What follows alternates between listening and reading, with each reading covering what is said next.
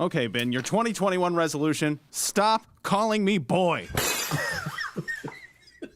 Sick of it. Sorry. Damn, this water's good. Oh, he loves water, guys. We're live. Your Ben Joravsky show for Wednesday, December 30th is just moments away. But before we do this, let's thank the Chicago Reader for hosting the Ben Joravsky show. Can't thank you enough. ChicagoReader.com. Go check it out. Subscribe. If you're a big fan of the Chicago Reader, well, they really could use your help. Donate some money to the Chicago Reader. I mean, if you got some spare money, it's a pandemic. If you got some spare money, donate it to Chicago Reader. ChicagoReader.com. Subscribe. Check it out weekly. Ben's column and so much more. The Chicago Reader. Also, today's show brought to you by our good friends at the Chicago Federation of Labor. Ben, it's our last live broadcast of 2020. How you feeling? Wow, man. 2020. I'm feeling pretty good. 2020 is over. Dude, man, let's just pause. Let's go back in a time capsule. January of 20. We didn't even know about a pandemic. We were planning outings to Chinatown. People were coming into our beloved little studio at the Bright One. We were going to have that big Ben Joravsky show dance party. The dance party where you were going to do the hokey pokey. Yes. And I just remember the so typical that moment in time, that Kim Fox show that Thursday, where so many people were in that studio. You know what I'm saying? All her media handlers were there. Yes, I am Betty Boop, and I am the Betty media Boop. handler. I remember that. Betty Boop, yeah. Kim Fox, very important person. I'm going to sit here. Wait, why do the media handlers sit in the? You know what I mean? Like, what? Are you going to interrupt the question? Oh, that's an inappropriate question. It's like a lawyer.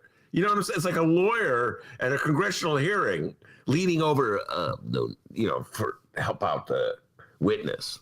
Kim Fox doesn't need media handlers. Sorry, D. Well, I know. Mean to go in that I route. know how to not get Kim Fox back on the program. Talk about her media handlers? Yeah. You know what, D? I got a funny. I wouldn't be surprised if Kim Fox, she doesn't need us anymore. You know how it goes. Loving this outlook into the new year. All right, we do have a song of the day request from Frank. It is Michelle by the Beatles. Oh, my God. One of my favorite Beatles songs. And as Frank will tell you, it's from the Rubber Soul album, perhaps Dennis's favorite Beatle album. It's true. Michelle, my baby, ding, ding. It's an acoustic guitar today, D. So I can't speak French. I will love you, Lou, Michelle, ding, ding. Happy New Year. The Ben Joravsky show starts now.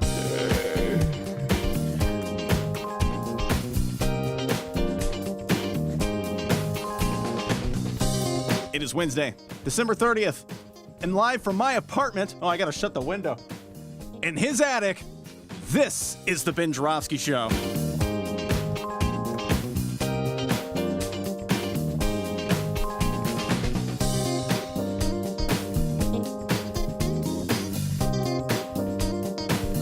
I shut the window. Today on the program, legendary Chicago journalist, Monroe Anderson.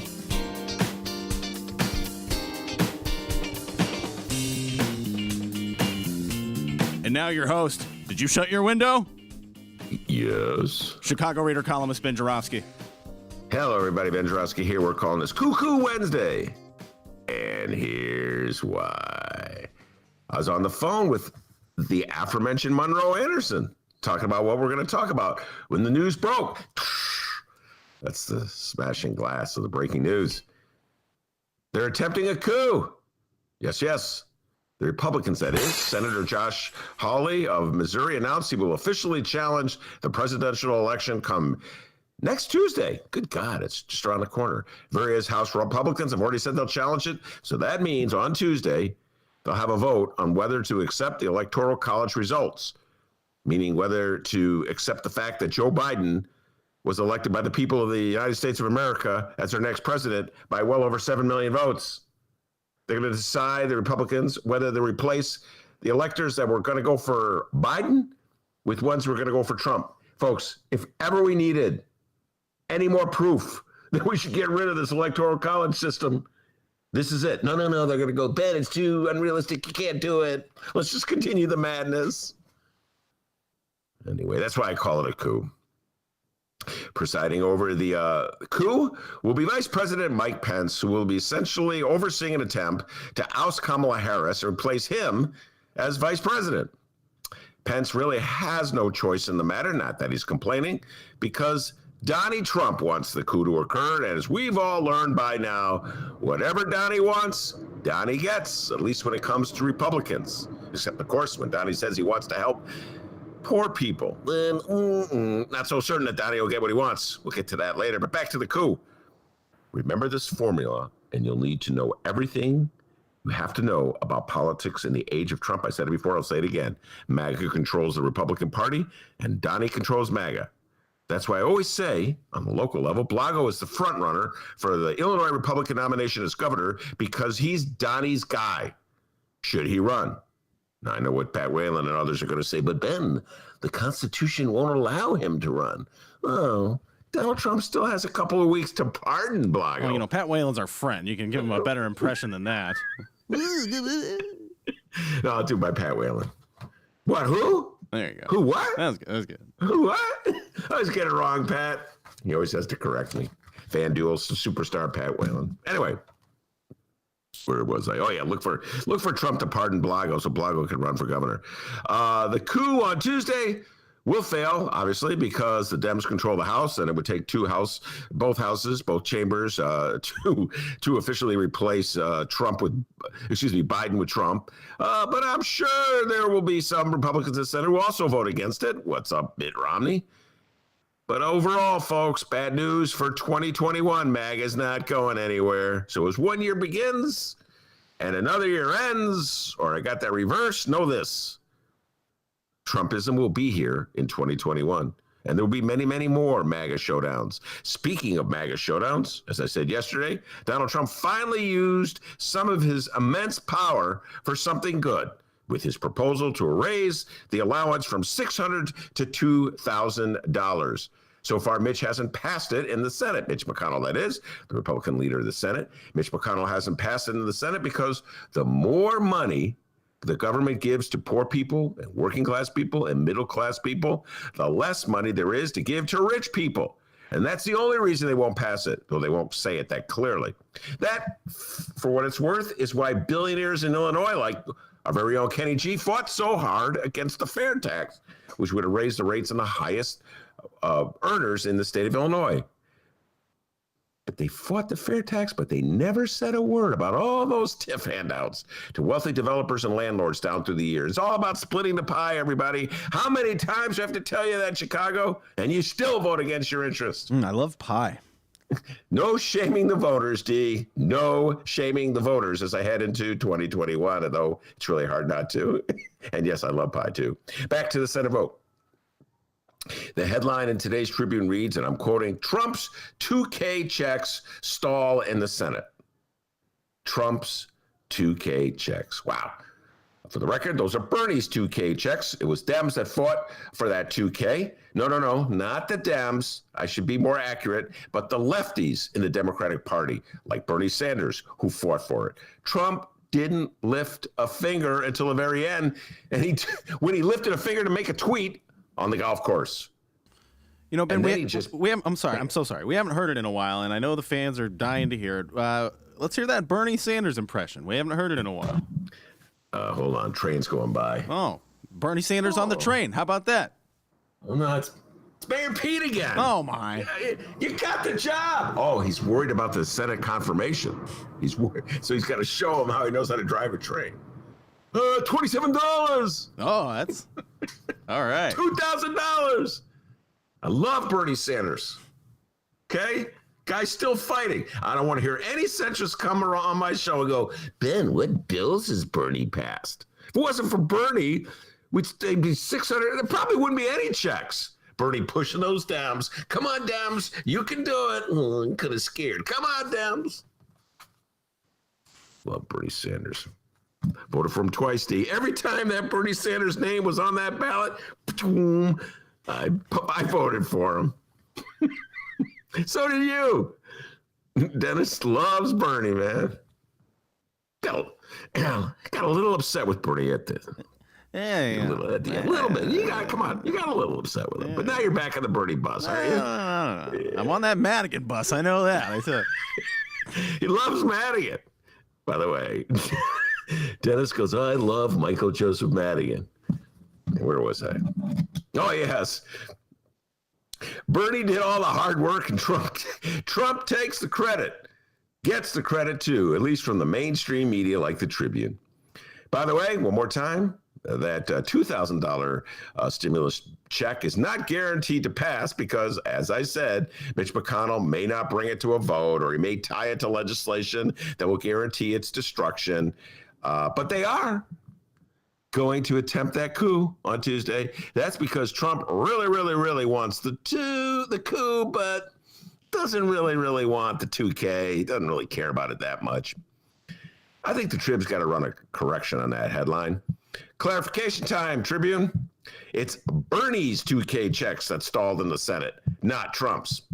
Like the Trib will ever give the Bernies of the world credit for anything.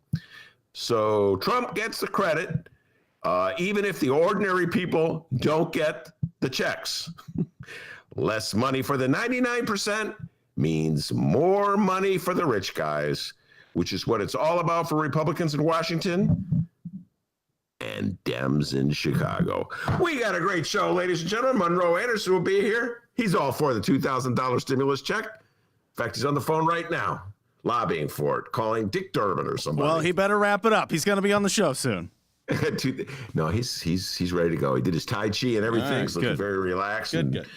peaceful and calm and ready to talk about Trump, and more Trump. But before we do that, the young man from Alton, the man that Bernie Sanders Wait, I'm from Alton. fondly calls Dr. D. I love Dr. D. That's like Bernie Sanders meets Barack Obama. Dr. D. Well, that's fun. That's fun to think about. Like I said, I peanut butter cup and I took a treat. Peekaboo. It's not COVID. Just laughing. Good Went down the Lord, wrong way. good Hold Lord. on. Kick it to me. Come on. Anyway, the young man from Alton, the man that Bernie Sanders finally calls the doctor with the news. How's it going, everybody? I'm Dennis. Happy New Year's Eve. It's our final live broadcast of 2020. And before we kick this shit year to the curb, we're going to find out what's happening in Chicago and or Illinois this afternoon just one more time. But first, we need to run through our extended holiday weekend lineup. So, no show tomorrow, New Year's Eve. Instead, you can download a never-before-heard interview Thursday by 5 a.m. with David Zirin. Ben? Yes. Tell us about your interview with Dave. That's a great interview. David Zirin. David Zirin, if you don't know, is a lefty sports writer. I know it sounds weird, but he's had quite a success. He writes for The Nation, the lefty publication.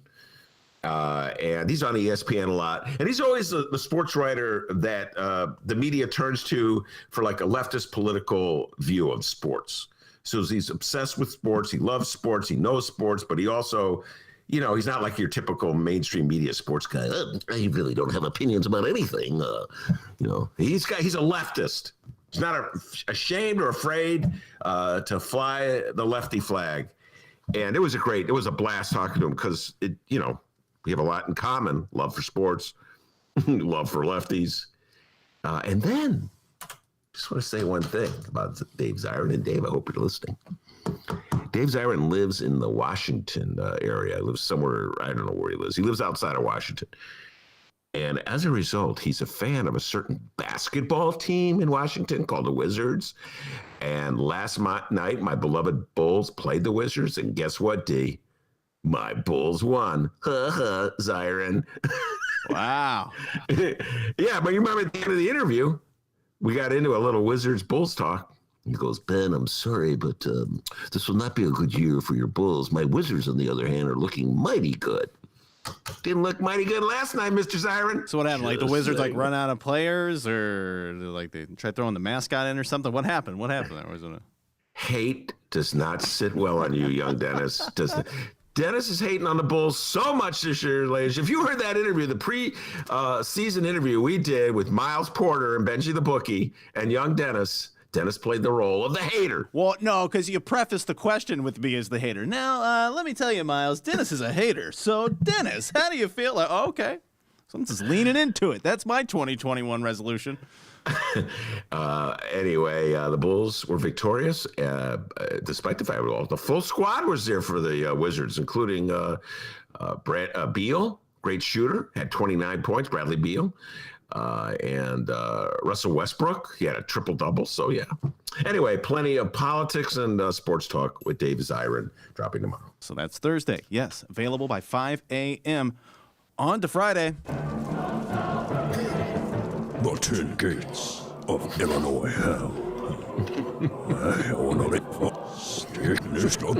Holy crap, it's the top 5 stories in Chicago and or Illinois in our 10 Gates of Illinois Hell Countdown series continues. We last left at number 6. Number 6. Oh my God. You can download the first half of our countdown now. It's on YouTube as well. And tonight we will be streaming our top 5 gates. What will be number 1? Popcorn Gate? Madigan Gate? You're going to have to listen to find out. We will be streaming around 6 this evening. Be on the lookout. And don't worry, it will be available for download at chicagoreader.com or wherever else you download podcasts by 5 a.m. On to Saturday, hey, our host, Ben Joravsky, loves movies. And our bonus interview with Albert Berger will prove it. Ben, tell people about your interview with Albert. Albert Berger, an outstanding producer, comes from Chicago. And it's our second producer. We had Bill Horberg on. He was the one who produced the Queen's Gambit. And Albert Berger was friends with Bill back in the day. They went to school together. They ran a business together. And now he's quite a successful producer in his own right. And we took the deep dive on movies in the age of the pandemic, where he thinks the industry's going. He's the guy.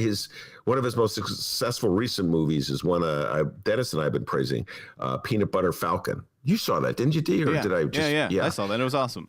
Yeah, it's a great movie. And so we talk about that. We talk about making movies, his favorite movies of the year, what recommendations he has. It was a blast. It's very similar because Zirin and I really enjoyed talking sports and politics, and Albert and I took the deep dive into sports and movies. So I'm covering all my obsessions in these interviews. It's a lot of fun for me. All right, pop quiz, Peanut Butter Falcon pop quiz. The movie featured wrestling quite a bit. Name one of the pro wrestlers featured in the movie Peanut Butter Falcon. Ben, go. Hulk Hogan. Okay, he was not in that movie. What was the guy's name? I can see his face. We had Jake the Snake Roberts. He was in it. Mick Foley. He was in it as well. God, you really know your wrestling. I mean, folks, Dennis knows his wrestling. I don't remember the names of the wrestlers. I just remember that scene where the wrestler got serious. Remember? You know what? I shouldn't give the movie away. It's an excellent flick, ladies and gentlemen. Please if you haven't seen it, it's I'm sure you could. I think it's on Netflix actually right now. It's just a great flick. Very moving, and that's all I'll say about it. Absolutely. Peanut Butter Falcon. I know a bit about wrestling, but I'm no Kyle Young 19. Or wait, that's Dragon Slayer. I'm no Kyle Young on the live stream chat. We'll edit that out. Kyle knows wrestling quite a bit. He talks about a lot of Japanese wrestling on the live stream chat. Wow. Yeah, he beat me. I really haven't followed wrestling since 1972. There was the WFLD Channel 32, which a few old timers will remember that one. There was a guy named Marty who was the host. Hi, Marty here. He was about 5'3", and the wrestlers would tower over him. Hey, Marty! They loved yelling at Marty. Marty would just stand there with the mic. Love Marty. So yeah, I should watch a lot of wrestling in 1972. So once again, it's Albert Berger. He's going to be with Ben. Our bonus interview on Saturday, available by 5 a.m. On to Sunday, we're playing a best of. Activist and former NBA player Craig Hodges talks The Last Dance. Ben, you said you enjoyed this interview quite a bit. Yeah, I hate to say my favorite interview of the year because that would be mistreating some of my other guests. I love all my interviews, but this one was definitely up there. I enjoyed talking with Craig Hodges. And again, this had to do, we did a whole series about The Last Dance. Good God, pandemic memories. That was the 5-part series. No, was it 5 parts or 10 parts? I can't remember. 10-part series on, it was on Netflix about Michael Jeffrey Jordan, or ESPN, I should say, Michael Jeffrey Jordan and the Chicago Bulls of the 90s. And so married all my obsessions and interests. And Craig Hodges, who was on that Bulls team the first 2 years, and then got kicked off the team largely because he was too political, got blacklisted from the NBA largely because he was too political. He was Colin Kaepernick way ahead of his time. And I did not hear one person of the MAGA persuasion coming to Craig Hodges' defense. All this talk that MAGA has about their constitutionally protected rights to free expression, whenever they want to like beat up somebody or make fun of people who are overweight or make fun of black people or women, you know, when they want to be racist or bigots, well, we have a First Amendment protected right to be that way. But when someone like Craig Hodges takes a stand, you know, on behalf of black people in America, MAGA's nowhere to be found. They blacklisted him. The NBA blacklisted him. He wasn't re-signed with the Bulls. No team would give him a tryout. They tried to keep him from competing for the 3-point shooting title. It's a very ugly chapter in the history of the NBA and my beloved Chicago Bulls. But Craig Hodges has prevailed, and he came on the show to talk about his playing days with the Bulls, talk about politics. We got into a couple mild just debates. I wouldn't even call them arguments. You know, Craig Hodges and I, we don't see 100% eye to eye on politics, but he's a good guy, and I really enjoyed talking to him. It's one of my favorite interviews of the year. So I said, D, let's bring that one back. Folks may have missed it the first time around. Yeah, we're going to throw that up on the front there for you to check out. If you've heard that already, well, check out our extensive archive, over 800 episodes, all right? And finally, on Monday, it's the WrestleMania of Romana Rundowns. Romana Mania! Yeah. It's the yuck year that was 2020 with Sun-Times editor Romana Hussein. Yeah, she's fired up. I talked to Romana. We haven't done that interview yet. We have a list of topics reviewing the year. And we're going to have a lot of fun with this one. She's ready to throw me under the bus. She's ready to throw her husband under the bus, make Dumpkey. Well, I hope she throws me under the bus. Yeah, I hope she includes She's going to throw Dennis, the doctor, under. She's got a lot of things on her mind. She hasn't been on the show in a while because we haven't had a Friday show. We didn't have one last week. And then it was a meeting or something the week before. Anyway, so she's eager to come on and looking forward to it. So it'll be a blast. We'll be reviewing the year 2021 in terms of news stories and, movies, features, and just culture in general. It's always fun talking to Romana, one of my favorite guests on the Ben Joravsky Show. And, you know, I did recommend that one day that she watch Alex Jones. So, hey, hopefully she will throw me under the bus. You know what I mean? Alex Jones has lost his mind. I know. It's not. You're saying, Ben, when did he ever have a mind? But that last one where he's giving the speech. Oh, did you see that about Trump and the election? And, no, I didn't. Oh, God.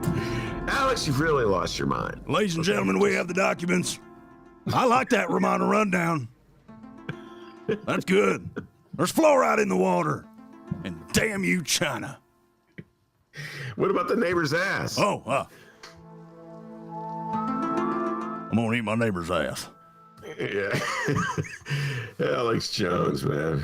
Yeah. Maybe Romana has, I don't know if she got around to watching Alex Jones' latest, but I've been watching him in a while, Dave. I was just getting tired of him. Getting tired of him. But every now and then I go back, let's see what Alex Jones is doing. Maybe he's a liberal now.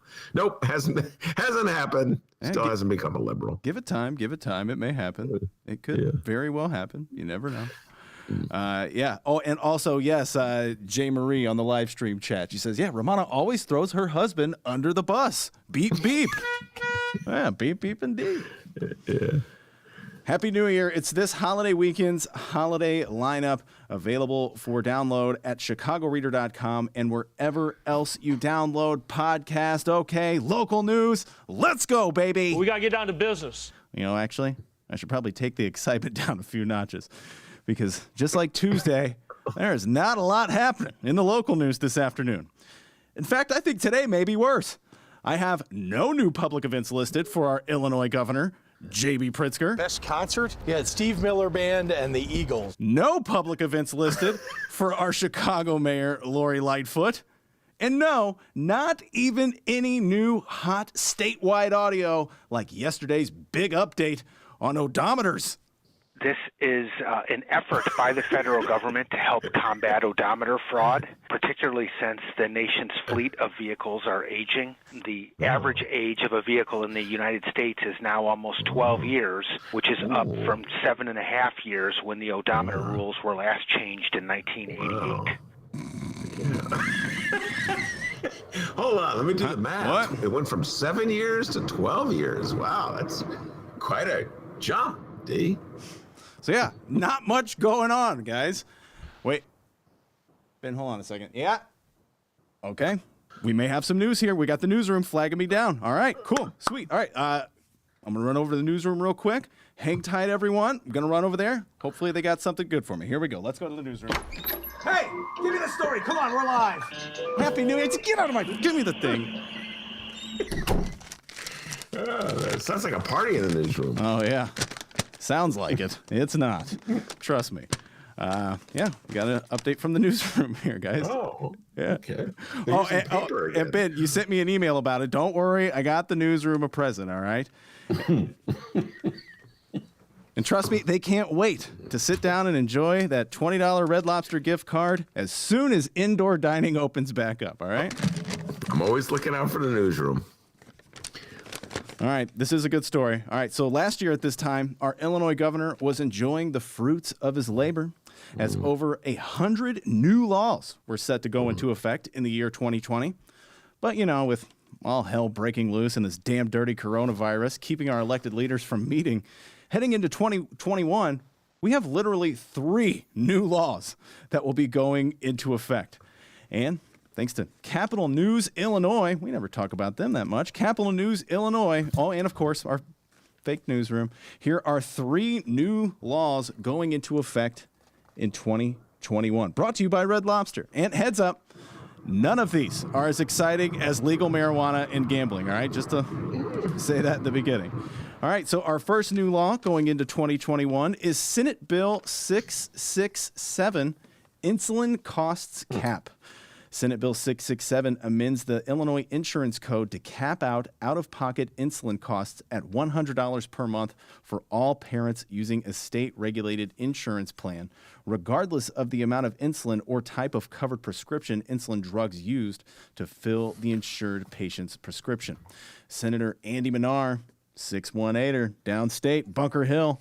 He was chief sponsor of the Senate bill, and he said in a statement that the legislation shows Illinoisans don't have to accept costly prescriptions as the status quo. Here's the quote from Minar. Quote, "We can change the fact that prescription medication costs more in the United States than any place in the world. This legislation passed because people spoke up and told their story. This historic legislation doesn't become law without them and their effort." I mean,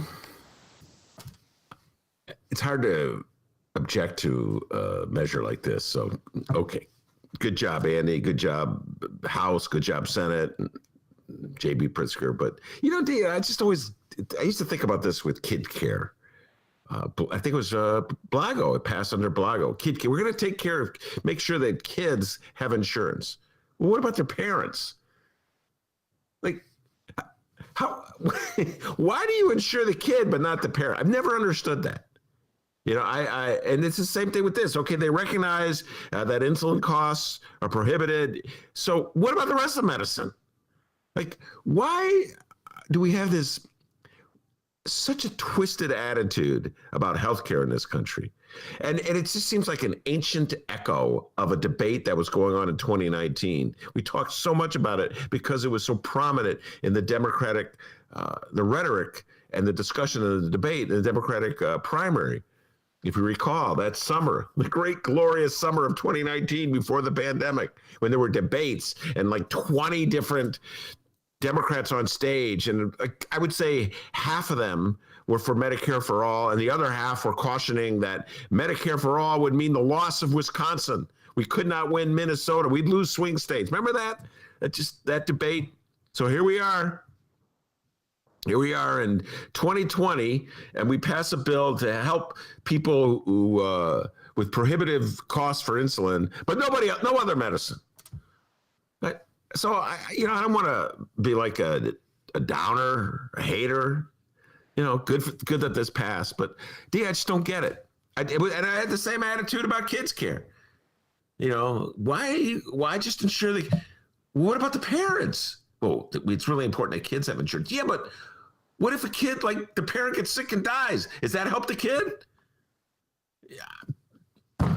The logic. I don't know, D. Sometimes I'm not made for this world. The logic of voters and the people they elect. It eludes me. I remember the debate in 2019. Ben, people don't want to give up their great private insurance. Oh, my God. So, thank you, state reps and state senators, for helping with this one drug. Now, how about the rest of the drugs? Just throwing out there as a guy who spends a lot of money on drugs. Oh, wait, that didn't come out right.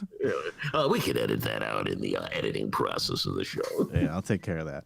Yeah. All right, so that was number one, Senate Bill 667. That is going into law in 2021. On to the next bill set to go into law next year, House Bill 2708, use of DNA in missing person cases.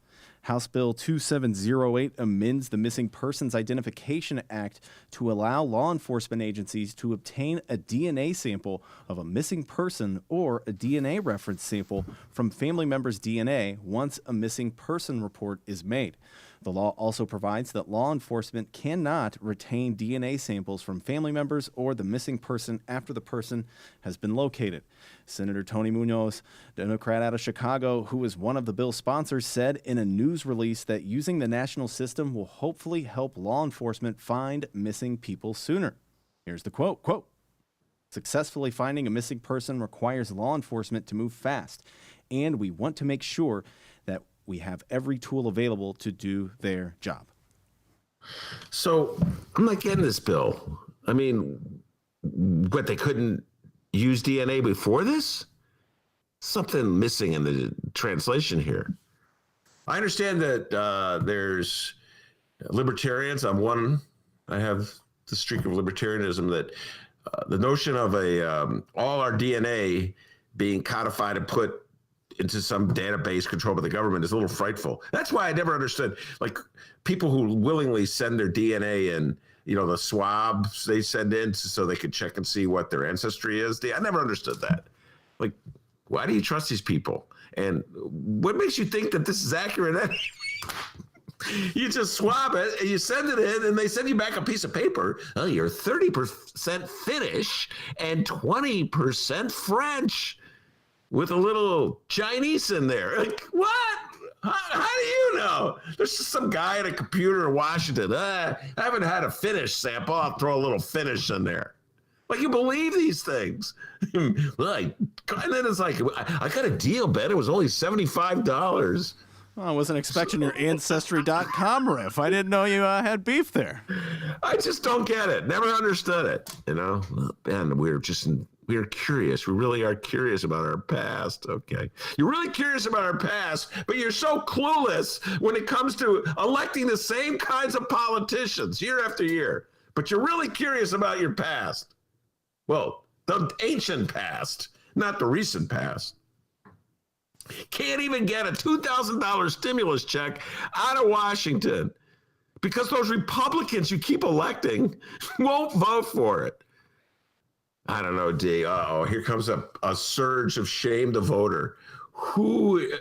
I shouldn't even say this. There was an article in the New York Times about poor people in Kentucky who are really hurting during the pandemic. And their government needs assistance. But their government's not getting assistance because the two Republican senators out of Kentucky are fighting tooth and nail to prevent any kind of stimulus assistance going to governments. That would be Mitch McConnell and Rand Paul. They have just this fundamental opposition. They create all this libertarian gobbledygook to try to justify the fact they just want to give more money to rich people and less money to everybody else, and they want to starve government. And so these towns are like going bankrupt. People are really hurting. And guess who they voted for in the last election? Mitch McConnell. Please explain.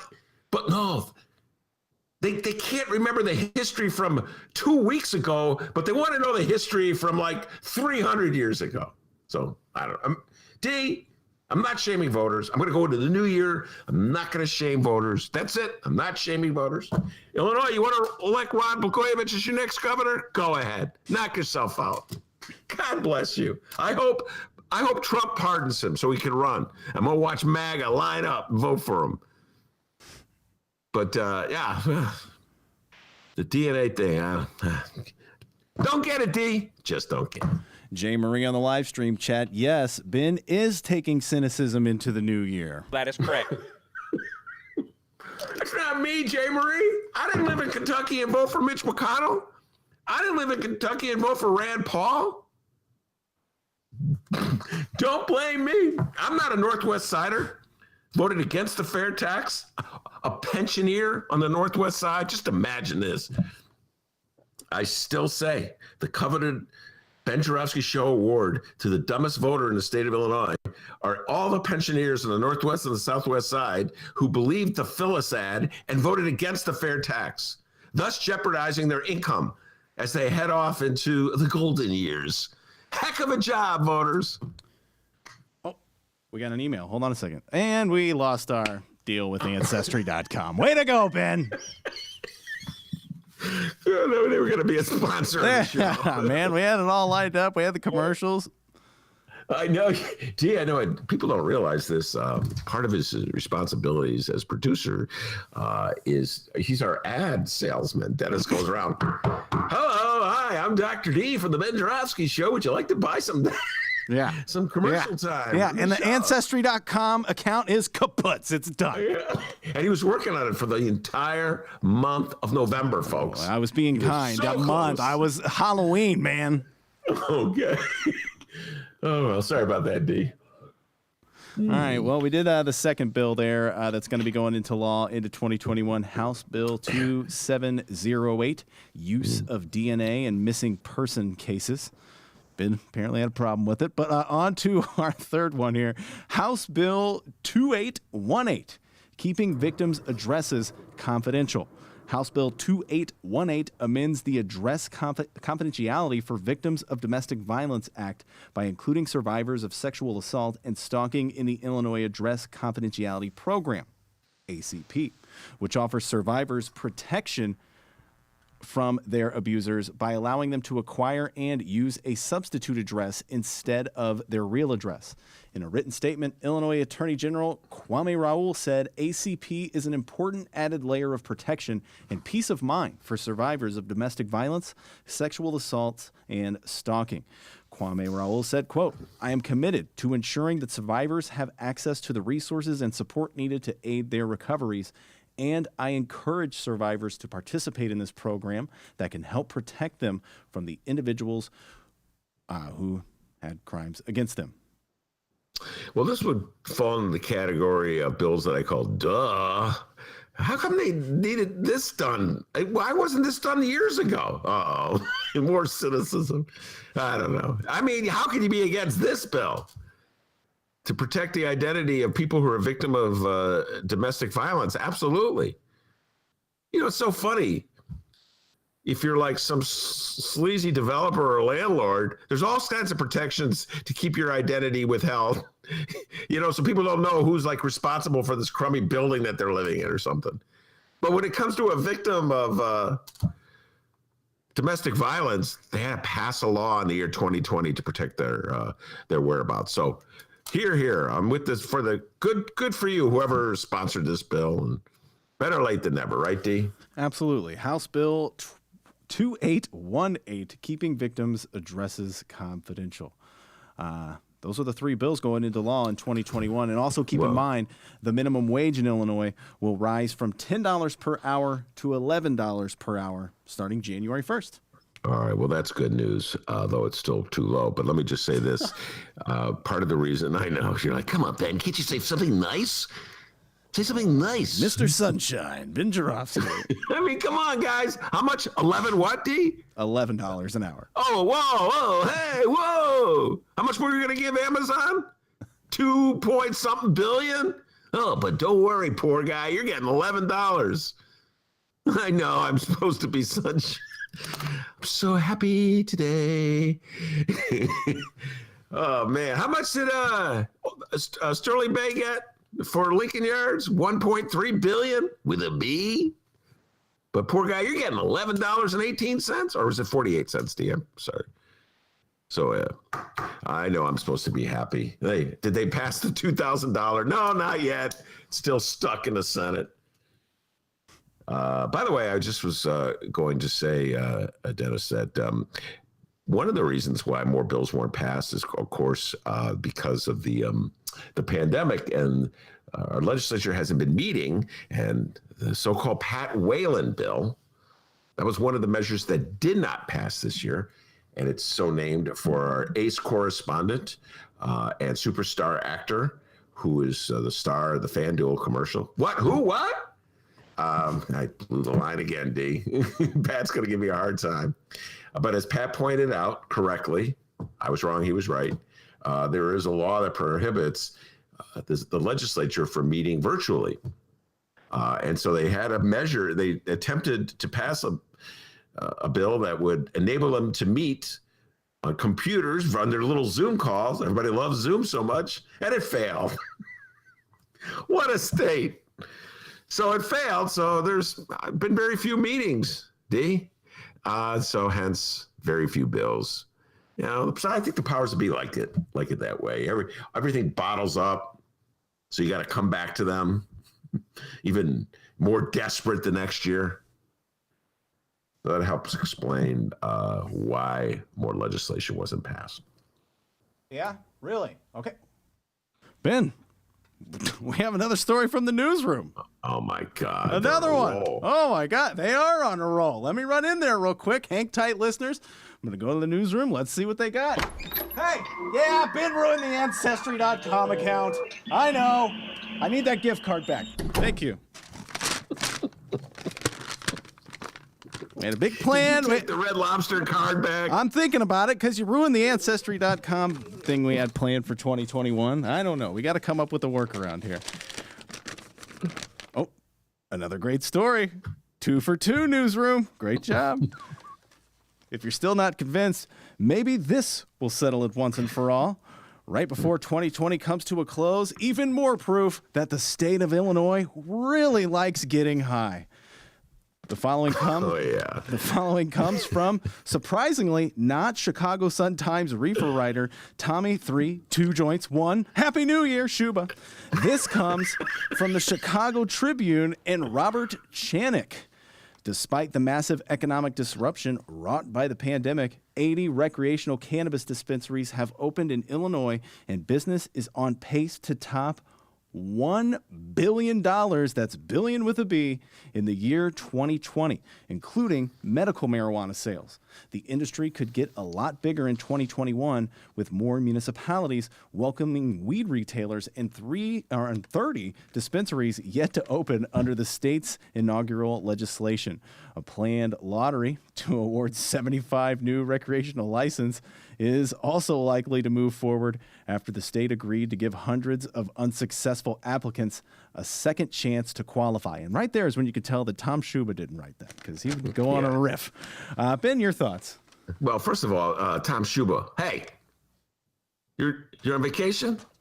I don't recall Dennis or me seeing, a request for vacation. Come on, Tommy, get back to work. Tom Shuba, the hardest working man in journalism these days. Reefer Man. Now, I know, Dennis, you accuse me of being cynical. Yeah. But what's more cynical? Just more cynical than our attitude toward Reefer. I mean, like what?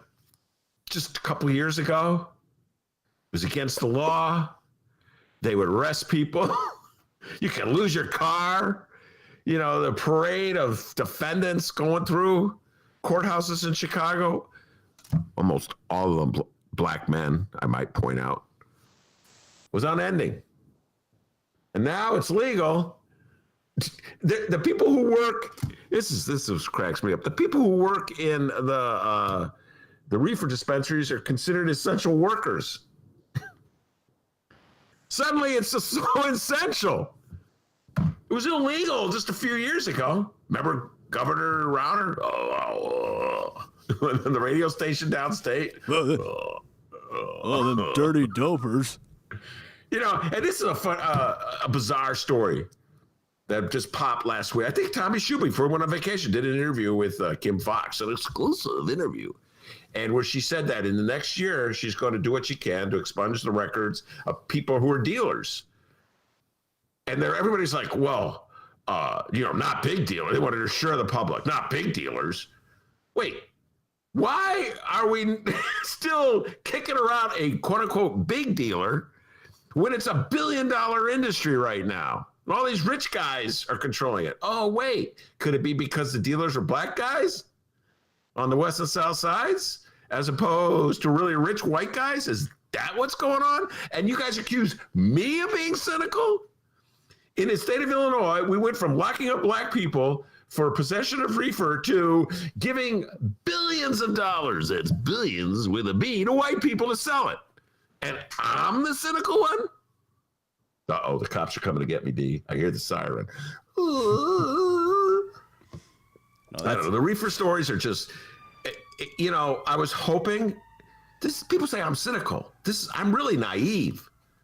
You know, when they want to pass laws to legalize marijuana, I'm like, so there's going to be some kind of reparations for all the black people who were unfairly treated during the war on drugs. And there's going to be reparations for all the communities and families that were devastated by the war on drugs, because we're now acknowledging what a failure it was and how destructive it was and how wrong we were to wage it. I thought, old naive Ben. And guess what happened, D? It was even worse than I thought. They just gave all the money to rich white guys. No reparations for black people. And Kim Fox says she's going to do what she can to expunge records. And law enforcement people are saying, well, I'm very concerned about this. Why? What do you care? What do you care if some big-time dealer gets his record expunged? Right now, the big-time dealers are guys like John Boehner. Remember him? Former Speaker of the House, Republican from, what would it be, Ohio? He's part of a company that sells reefer. He fought like hell. I never saw him lift a finger to legalize it. It's still illegal on the federal level.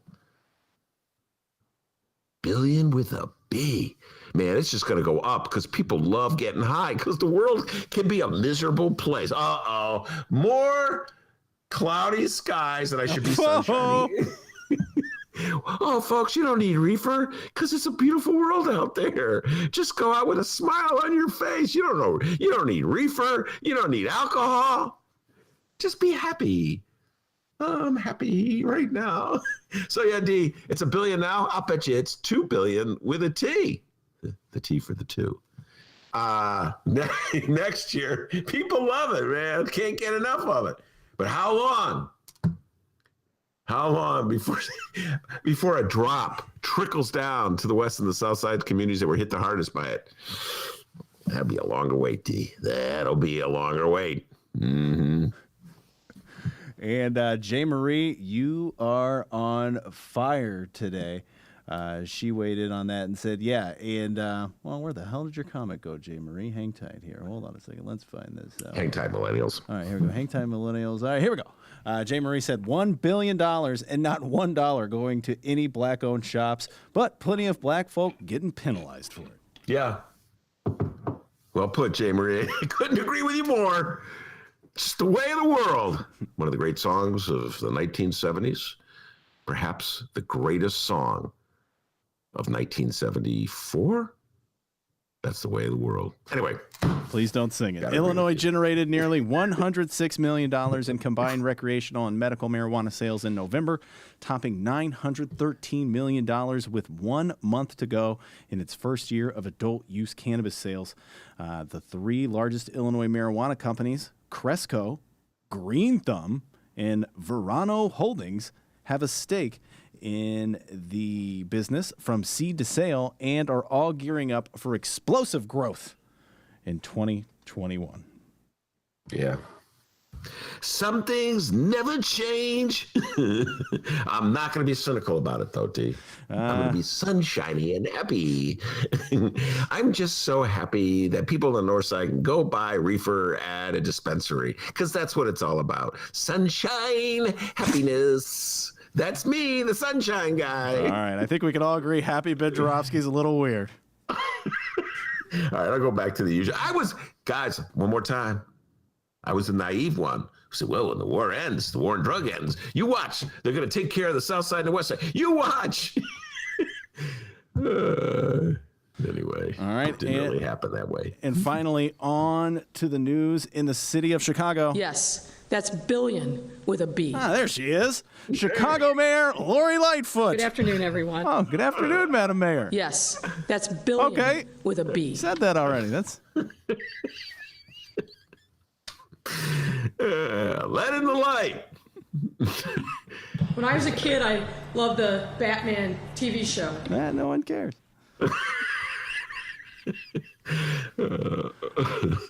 All right, this has nothing to do with Mayor Lightfoot. Well, I guess it does. I guess it does. I'm sure, Ben, you'll find a way to twist her in there. The following comes from the Chicago Sun-Times, Mitchell Armentrout and Elvia Malagon. Oh, I bet I butchered that one. You're new to the Sun-Times. I'm sorry. Get ready for that to happen a lot in 2021. The headline reads, nearly a third of First Chicago Public Schools staffers scheduled to return to schools asked to work from home or take leave, but most rejected.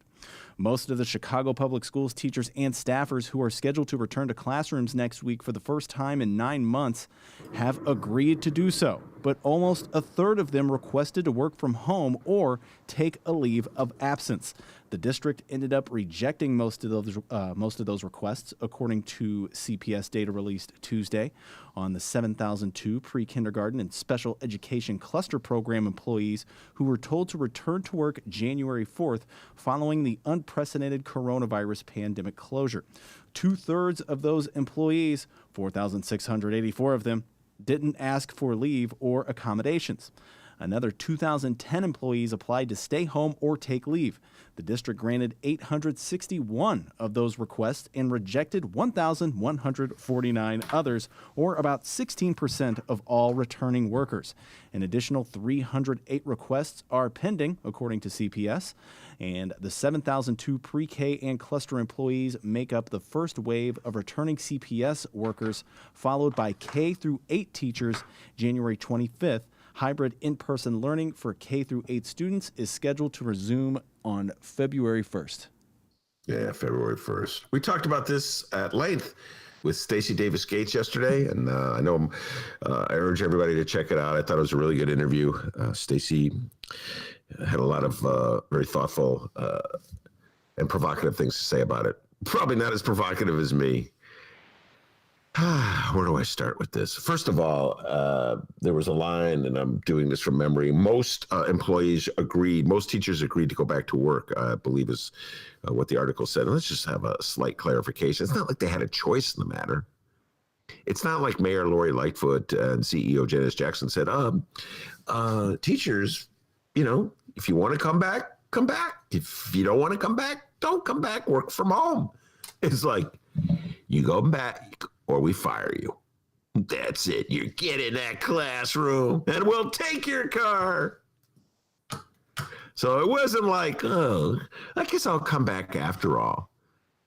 Look, this interesting thing that's going on, and I quite haven't figured it out. This obsession to reopen the schools in the city of Chicago. And I've dealt with this many levels. The professed reason is because the people that run this city care so much about the poor children of Chicago who fall further and further behind the less classroom time they have, further behind their wealthier peers. So that's why they're telling the teachers, you must overcome your fears about going into a room where there's potential of catching COVID, because it's really important for poor kids to keep pace with rich kids. Now, I always ask this question. Why do the powers that be in the city of Chicago care so much about poor kids when it comes to giving the shaft to teachers? Please explain that to me. Where were the powers that be?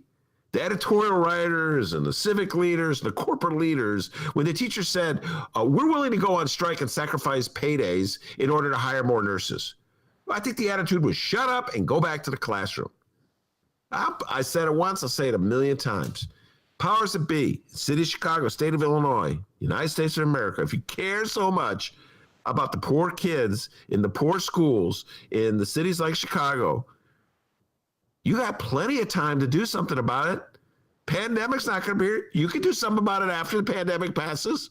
You can spend more money in schools in poor neighborhoods. You can hire more teachers in schools in poor neighborhoods, more enrichment teachers, more art teachers, more drama teachers.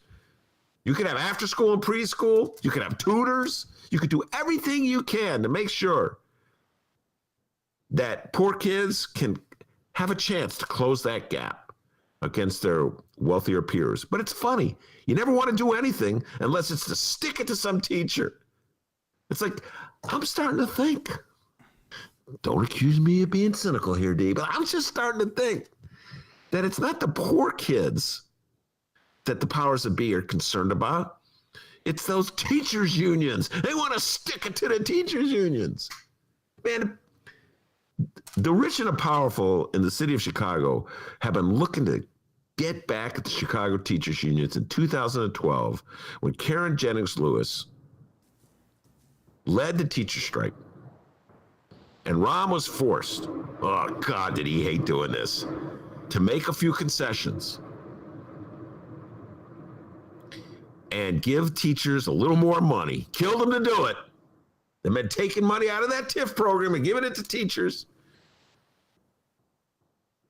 And the powers that be, it's been burning at them ever since. They were looking to win that fight, crush that union, just the way Scott Walker crushed the municipal unions in the state of Wisconsin. A lot of good that did you, Dems. Dems are like, wow, so many Dems always go, Ben, I don't understand your love for the teachers union so much. I'm really curious about it. You know, what really matters is the education of the children. Oh, like mistreating teachers is somehow or other going to benefit a kid in a classroom. I'll tell you about the political ramifications of it, though. You destroy the Chicago Teachers Union, you destroy teachers unions, destroy municipal unions, public work employees unions. Guess what? Republicans take control. Guess what happens when Republicans take control? Laws against abortion rights. Oh, well, I'm for abortion rights. Oh, you're for abortion rights, but you're against the unions that would help you elect officials that would pass pro-choice laws or pro-environmental laws. So I just can never understand the attitude that Dems have about teachers unions. They bought into it. They bought into the rhetoric of the ROMs. I hate to say it. It's going to get me in trouble, D. I hate to say it, but a certain Barack Obama was not a big lover of teachers unions. You know, when Scott Walker waged war on the unions of Wisconsin, Barack Obama was nowhere to be found standing. Can you imagine? I'll say this about Trump. If the Dems went after MAGA, I can't even imagine them doing it. The way Walker went after the unions, Trump would not just sit back and let it happen. You know, I'd be tweeting like crazy. He'd have rallies in Wisconsin. You know, my beloved Dems, man. They want to stand up for the teachers union. Always mad at the teachers union. You know. So yeah, this whole thing, dude, they want them to go back. Trust us. Our experts say, you know, all these experts, they drag out all these scientists. The scientists say. Man, these scientists never been in Chicago public schools. You don't know what it's like to deal with the bureaucracy of Chicago public schools. They tell you what, oh, scientists tell us. In a perfect world, the kid will be safe. Oh, scientists, you ever been to a Chicago public school? Not so perfect. well, masks, we'll have tests. Yeah, right. I got a friend I wrote about. She's pregnant. She's still waiting for the public schools to give her an exemption from going back to the classroom. She can't get a response. I mean, obviously, she should get one because she's what you would consider an at-risk employee, but she still hasn't got it. So as far as she knows, she's still supposed to go in the classroom. That bureaucracy cannot process her request, and teachers are supposed to trust public schools. Hey, scientists, you may know about how a virus works in a laboratory under your microscope, but you don't know jack about the Chicago public schools. Yeah, you never met this lady either. I won't just turn the car around. I'm going to shut it off. I'm going to kick you out, and I'm going to make you walk home. What? Yes. Yes, scientists. Ooh, Nate, good. that was mean. Dr. Fauci's like, whoa, even Trump doesn't talk to me that way. Sorry for the impression, scientists. Please keep listening. So anyway, I urge everybody to check out Stacy Davis Gates. In many ways, she's more moderate than I am. I'd be like the old radical guy at the union meetings. I'd be up there, yeah, I remember the Wobblies. And Stacy Davis Gates would be like, okay, Ben, calm down, take your meds. It'll be okay in the morning. Anyway, great interview with Stacy Davis Gates, SDG, as we call her. She's a pro. Check it out, everybody. It's available for download. Chicago Reader website, chicagoreader.com, and wherever else you download your favorite podcast. One of the most popular guests we have on the Ben Joravsky Show, Stacy Davis Gates. So, yeah. That's it. That's the local news, guys. Remember, our lineup, we're going to be gone tomorrow and Friday, but you can download new content at the Chicago Reader website and, yeah, wherever else you download podcasts. And we will be back with a new live show on Tuesday. You can find us on social media at Benny J Show, BENNY, the letter J Show, on Facebook, Twitter, and Instagram. You can always send us an email, bennyjshow@gmail.com. And you can call us. Yes, we have a phone number, and we're going to keep that phone number in the year 2021. Call us up, 708-658-4788. The number again, 708-658-4788. That is correct. Oh, I Darren just Bailey. want to tell you, I'm way ahead of the game, D. Really? I've already booked most of next week. I was a booking machine last night. You know me, after a show, lay down in my bed, get on that phone. Come on, let's go. Come back to this show. And I just want to say, I'm really looking forward to this. Dave Glowatz will be in the studio. We'll be on the show on Tuesday, and we were going to have a blast looking at the city council's last meeting. Dave Glowatz does such a great job collecting. They used to call them actualities, D, back in the old radio days. Oh, let's start doing that again. Let's go to actualities. Yeah. And then he does those great moments. Dennis play Lori. And then we riff. It's so Still much waiting fun. for you to take notes on that one, by the way. He does a great job of setting those clips up. No, he does. He makes me look really bad. And as everybody knows, Ben's set up for me to play the clips. D, play that thing. Yeah, and Leonard Goodman, LG, will be back. Radical lawyer. He may be more of a lefty than I am. And he'll be back on Wednesday, so it'll be the day after the attempted coup.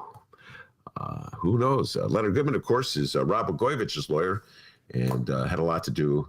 His hard work for Rod Blagojevich is one of the reasons why Blagojevich is not in prison. That and Donald Trump deciding, I'm going to stick it to the man, let Blago out. By the way, I applaud the release of Rod Blagojevich. Thought the sentence was absurd. Doesn't mean I'm going to vote for him for governor, D. Oh, no. Doesn't mean that at all. Oh, and it's official. The segment with Dave Glowatz is called Mr. City Council. A lot of people like that on the live stream chat, so it is official. The segment is called Mr. City Council. Well, let's write that down. I should stop calling him Mr. Bike. Yeah. Mr. City Council. The man knows a lot about bicycles, D, all right? So, yeah, be sure to check out our lineup. We're doing the top 5 stories in Chicago and or Illinois. The 10 Gates of Illinois hell continues on the Ben Joravsky Show. So much going on, and we'll be back with a live show on Tuesday. We're going to take a quick break right now, and when we come back, legendary Chicago journalist Monroe Anderson It's the Ben Joravsky Show. We are live from there's Monroe. Monroe, hang tight. After this song, we're going to you. It's the Ben Joravsky Show live from my apartment in Ben's attic.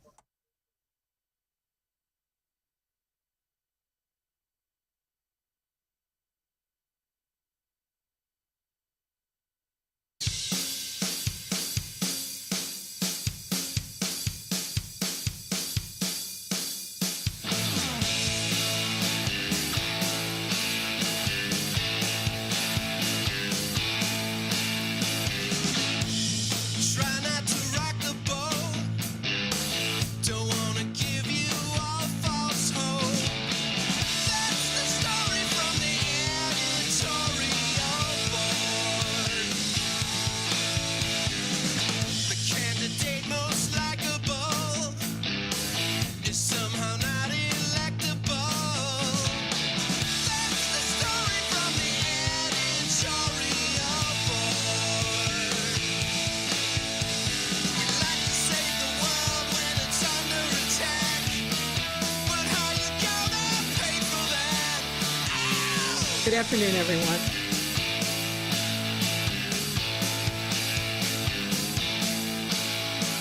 When people want proof that the world ain't flat, we'll just give them their money back. Oh yeah!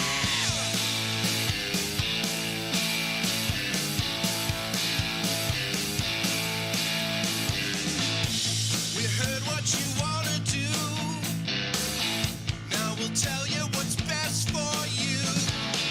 That's the story from the editorial board. A little tip for the working man. Your employers are all our friends. That's the story from the editorial board. That's the story from the editorial board. We'd like to save the world when it's under attack, but how you gonna pay for that? Ow!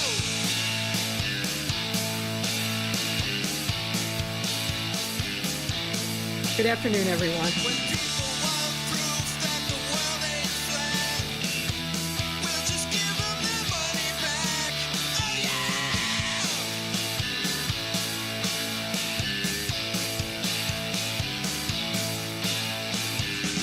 That's the story from the editorial board. That's the story from the editorial board. That's the story from the editorial board. That's the story from the editorial board. I want an answer. It's not something you ignore. I think you're 100% full of shit, is what I think. If you think we No offense, well, fuck you then.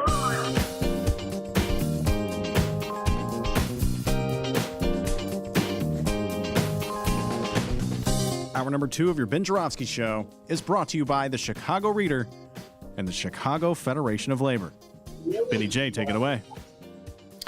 Every Wednesday, Monroe Anderson joins me on the show. Monroe Anderson, legendary Chicago journalist, former press aide to Eugene Sawyer. And every Wednesday, he posts the cheat sheet on Facebook. Monroe, I'm now going to read your cheat sheet. Thank you for posting it.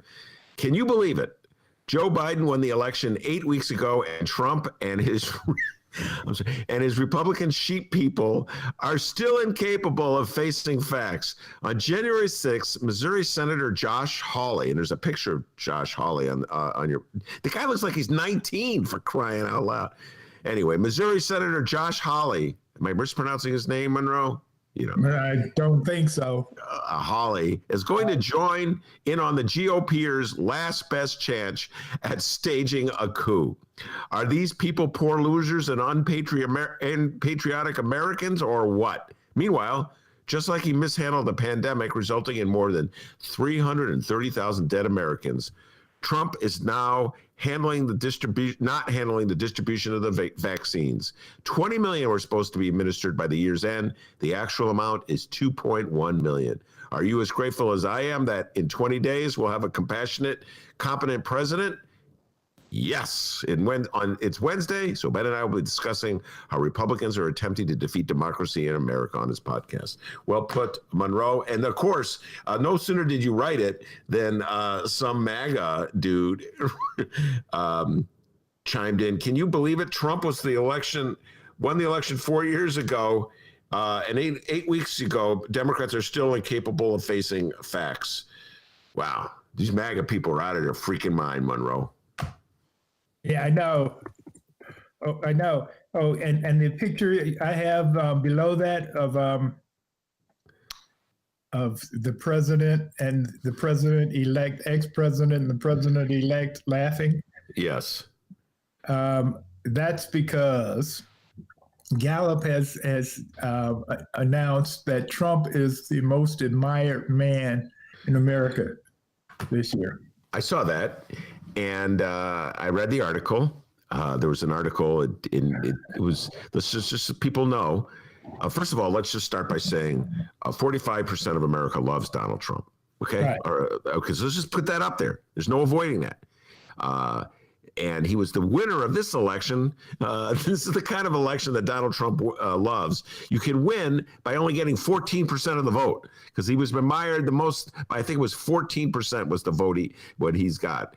So I'm just pointing that out, Monroe. It's not like a really crushing win for Donnie, but he's going to accept it anyway and just talk about it. And I'm the most popular guy.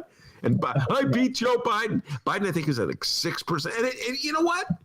It actually verifies your point. It proves your point all year long. For a year and a half, Monroe Anderson has been telling me the genius of Joe Biden is that nobody pays attention to him. He just hangs out in his basement. No one knows anything about him, and that's what it's going to take to defeat Donald Trump. Monroe, you've been telling me that since the summer of 2019, right. And this Gallup poll verifies it. Yeah, and I think a year ago I told you that there was a saying going around that said, Biden is good enough. And it proved to be true. He's good enough. Now, I'm going to just say this. I just have to tell you, I didn't tell you this in the pre-show. It popped into my mind afterwards. Yeah. Monroe's been giving me grief about Bernie Sanders for a long time because everybody knows I love Bernie. And Donald Trump right now, the Tribune, that dastardly Tribune, Monroe, they had this headline, Trump checks. What, $2,000 Trump check? Those are Bernie checks.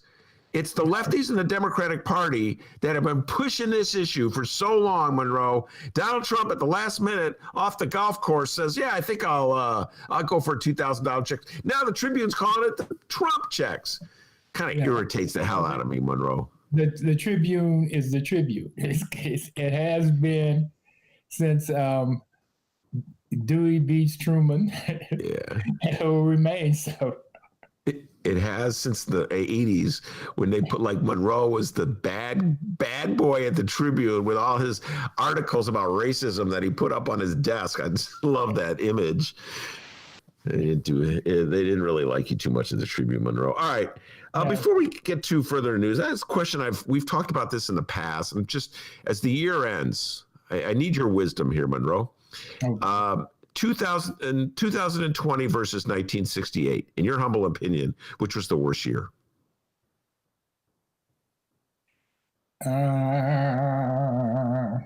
2020. Why do you say that? It was because there were so many more bad things going on. I mean, we had the Vietnam War going on in 68, but more people have died from Americans, have died from the pandemic than in all the wars. If you take Vietnam, World War II, the Korean War, you pile them all together, and more Americans have died from this virus than from that. And we have an attempted coup going on.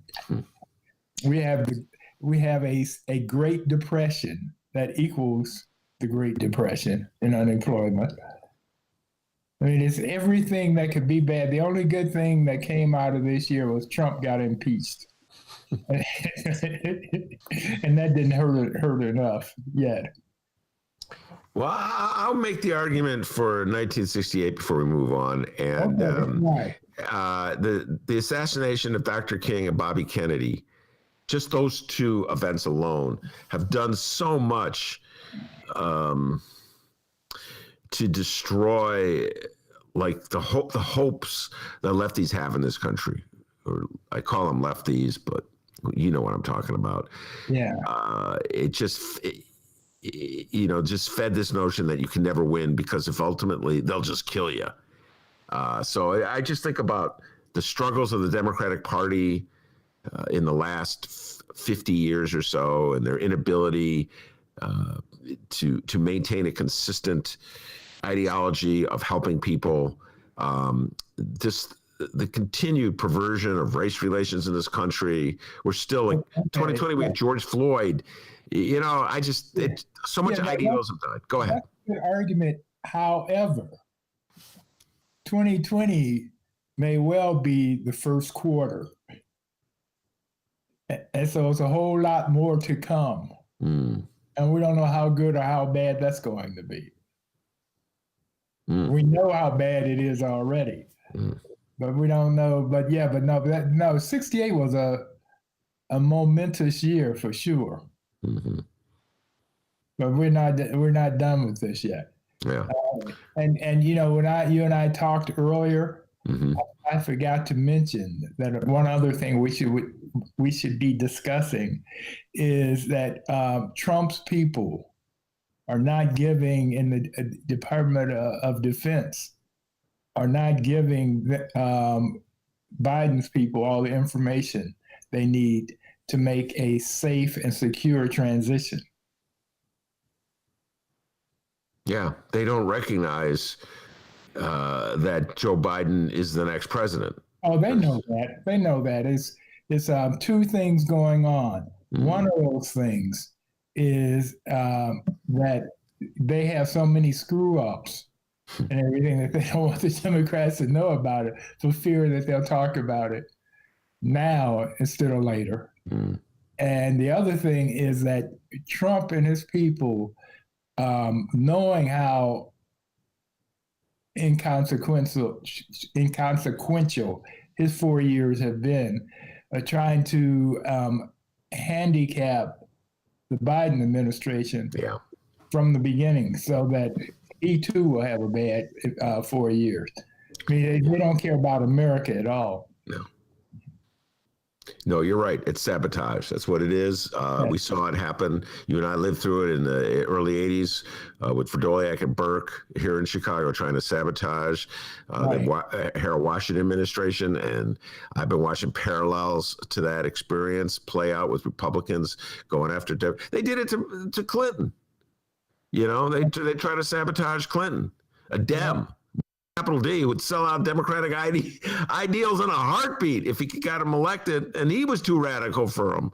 So, oh no, they've been hating on him since Arkansas when he was governor of Arkansas. Isn't that something? They hated Clinton. I could never understand why Republicans hated him so much. He wasn't that far removed from a Republican. They hated him because he beat him, Monroe. That's why they hated him, right? Right, and plus he lived the life they wished that they could live, but they were pretending that they were not living it. And that's, he's messing around with every woman he could get his hands on and getting away with it. Well, he didn't really get away with it, but that's a whole other story. Well, to the very end. Yeah. I mean, he survived Monica. You know, she got the worst end of that deal. Yes, she did. Monica Lewinsky was really horribly treated. And now, I mean, we're really spending a lot of time in the past, but I do believe he should have been impeached. I know it's Monday morning quarterbacking, but his behavior was so disgraceful. Absolutely disgraceful. I think that you can make an argument. Wait. Trump has set a new standard. Richard Nixon doesn't look bad compared to Trump. And Bill Clinton looks like a Boy Scout or a choir boy. You have a valid point. Yeah. I mean, Trump argued. Why you remember his argument? His argument when he was when the tape, Hollywood Access tape came out, in which we could see him, everything he was saying, we could hear him. Right. His argument was, what? Clinton did it. What's the big deal? Right. And America was like, well, okay, sounds good to me. Hey, Clinton was at Epstein's place too. Yes, he was. Yeah. So he was a dog. Let's be honest. Yeah. Now here's a question for you. Go. While Trump is pardoning everybody and his mama, do you think that he will pardon Epstein's mistress? Wow. Or whatever. Maxwell? Yeah. Ghislaine Maxwell. God. Wow. The ultimate cynical move. Right. I say no. And I say no. Because he pardoned 4 men who murdered innocent citizens, Iraqis, a 9-year-old boy. Yes. Okay, he pardoned him. So now, wait. So I got to be very clear about this, Monroe. The reason I say no is not because I believe that Donald Trump is horrified by the dirty deeds of Jeffrey Epstein. I do not believe that for a moment. So you're absolutely correct to point out that Donald Trump... He was benefiting from that. Yes, and I'm trying to think... I'm trying to put myself into Donald Trump's brain. Oh, my God, it's a very scary, frightful place. Exactly. There's an empty bucket of Kentucky Fried Chicken over here. I'm trying to put myself in his brain and see how he views the world when I said no. Because what he's trying to figure out, and it's a great question, is it his best interest to pardon Ghislaine Maxwell, or does it work against him to pardon her? And my guess is he would think it would work against her because somehow or other it would keep that story alive and his connection to it for 4 years, where if he just let her do her thing and face the consequences. Okay, however. Go ahead. He was there. Yes. She was there. Yes. She knows what he did and did not do. That is correct. Yes. And so if she is put on trial and under oath and to save her own skin, what tales might she tell? Yes. I mean, valid it's just point.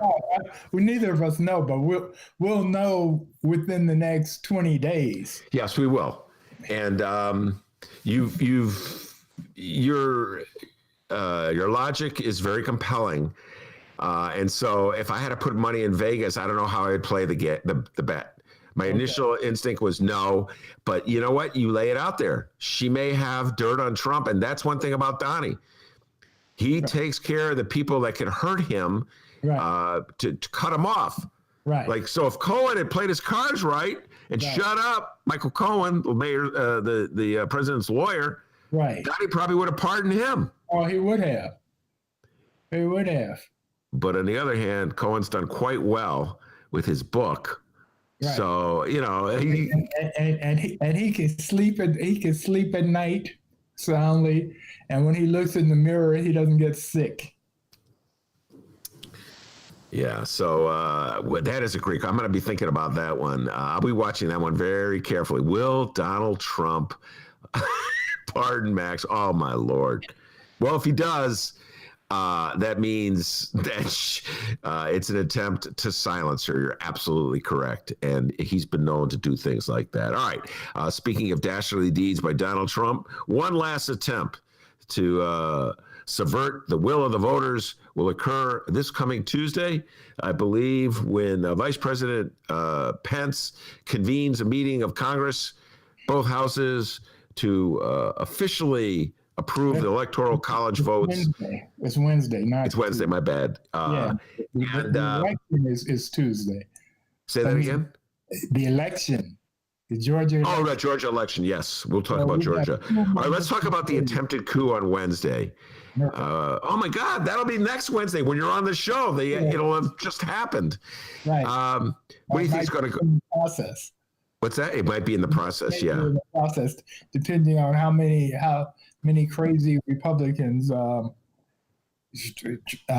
join in on the last scheme to go against the American people's will. That's good. We had The Last Dance, the Michael Jordan movie, The Last Scheme. That's very good.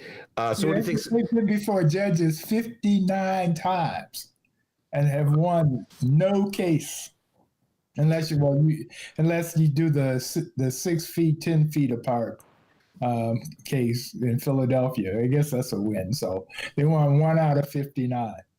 Wow. So what do you think is going to go down on Wednesday? How many Republicans are going to join this farce? Not many, because Mitch has already told them not to do it.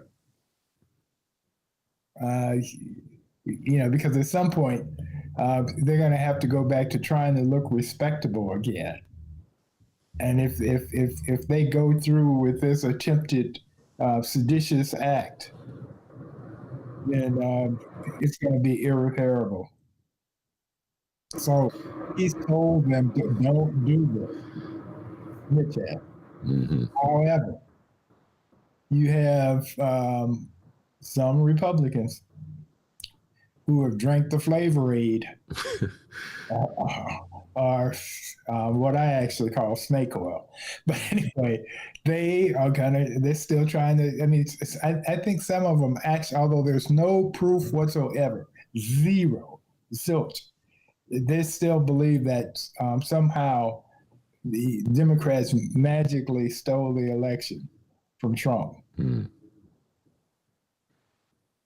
So I think it's not going to go anywhere because, first of all, even if the Senate said, okay, fine, we need to take another look at this, the House will put it to bed, right? Yeah. Because it's two various parts of government, and the Democrats, fortunately, control the House now. Mm-hmm. If the Republicans were still in control of the House, we would have brown shirts marching around downtown Chicago by now. And one of the interesting little sideshows, I was just reading an article about this, Republican senators who are going to press the issue are citing, of all people, Senator Barbara Boxer, Democratic senator from California, noting that she raised objections in 2005 to the election of George Bush, his second term, over John Kerry, and she raised concerns about voter suppression. And Barbara Boxer is defending herself, Monroe, by saying that she was merely doing that to call attention to voter suppression tactics that the Republicans employed in states like Ohio to try to keep black people from voting. Right. And deliver Ohio to George Bush. And she was not attempting to subvert the will of the voters, whereas Hawley and his crew are actively trying to have this election reversed. Right. Do you think there's any merit to Hawley citing Barbara Boxer? No. No. It's just like they had the Biden rule over Judge Merritt. Remember that? Yes. Mm-hmm. Yeah, well, they talked about that, and it had nothing to do with nothing. Biden was basically thinking aloud when he said it, and they said that, okay, well, Biden says that it's okay to not seat anyone in their last year, so we're not going to do it until we do it later, until we do it 4 years later. Well, it is important. I mean, I tend to laugh off this exercise that'll take place next Wednesday, but it is important to know, Monroe, that this, like you said, this could be the first quarter. That was a very good point, and this could just be this this could be just part of a routine effort by the Republican Party to deny a Democrat's victory when the Democrats have clearly won. This could be the start of something really bad, is what I'm saying. Right. Exactly. Exactly. Now, especially if they get the Senate back, we're in for a rough ride. Because McConnell is going to do to Biden what he did to Obama once they got control of the Senate. Yeah. And the Republicans in the House, their game plan is to take the House back in 2 years. And so if they can make Biden and the Democrats not accomplish anything, you know, within the next 3 weeks, because of the way they've handled the pandemic, 100,000 more Americans will have died in that time span. And they don't care. I mean, it's just amazing. Yeah. They don't care.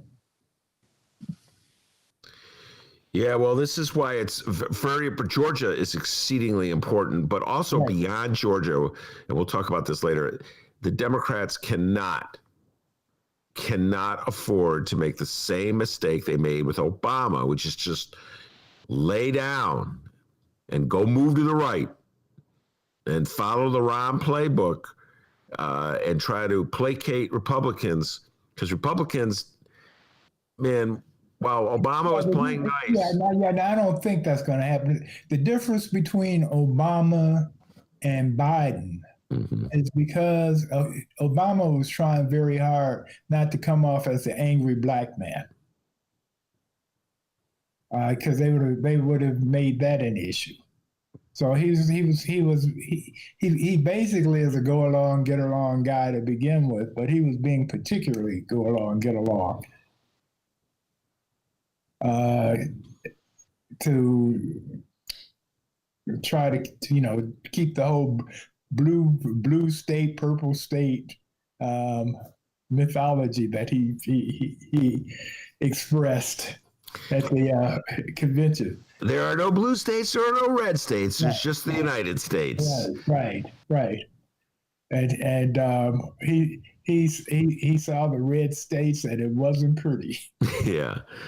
And that just marked the tone and tenor of his 8 years in office. All right, let's get to Georgia. You've been predicting over the last couple of weeks that the Democrats would prevail in Georgia. Everything comes out of Georgia. There's 2 runoffs, 2 Senate runoffs. Right. And if the Democrats win both of them, they take the Senate. If the Republicans win at least one, or both, of course, they hold on to the Senate. Have you changed your prediction, Monroe Anderson? No, but it's going to be a squeaker for sure. But I think when the dust is settled, we're going to have 2 new sheriffs in town because they have a better ground game, the Democrats do, and because the Republicans are totally confused. You know, Trump is attacking the Republican governor of Georgia right now. With his little stunt of demanding the $2,000 per American, which he couldn't care less whether the American people got $2,000 or $2, but he just likes to get attention, and this drew attention to him. But in the meantime, Perdue was running ads talking about how he had gone back to Washington and had gotten the $600 for them. Yeah. He had worked hard and got but now he is in this weird. I keep forgetting the woman's name.